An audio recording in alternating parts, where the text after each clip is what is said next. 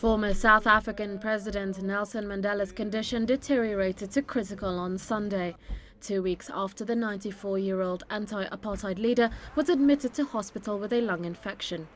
President Jacob Zuma and the deputy leader of the ruling African National Congress, Cyril Ramaphosa, visited Mandela in his Pretoria hospital, where doctors said his condition had worsened in the last 24 hours.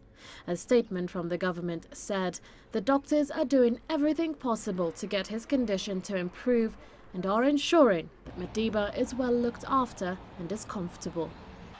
Mandela, who became South Africa's first black president in 1994, was rushed to a Pretoria hospital on June 8th with a recurrence of a lung infection, his fourth hospitalization in 6 months.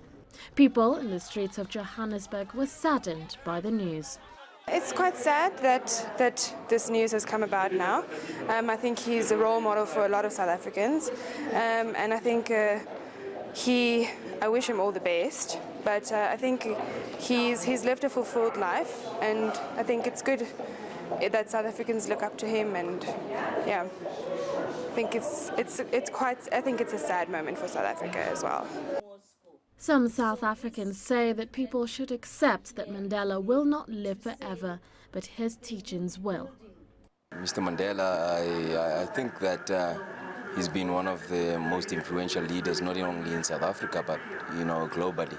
And he is absolutely an icon. And if he's gone, we just have to accept that. He will be gone, but I mean, his teachings, what he stood for, we all I'm sure we have all learned, and we should be able to live with it and reproduce it wherever we go. Madiba is like the one who released my hands. My hands were tight, but now my hands are free. Until Sunday, official communiques had described his condition as serious but stable, although comments last week from Mandela's family members and his presidential successor Thabo Mbeki suggested he was on the mend. The description of his condition as critical is bound to concern South Africa's 53 million people, most of whom revere Mandela as the architect of the peaceful transition to democracy after 3 centuries of white domination. Mandela's history of lung problems dates back to his time at Robben Island prison near Cape Town. He was released in 1990 after 27 years and went on to serve as president from 1994 to 1999. Maria Galang, CCTV.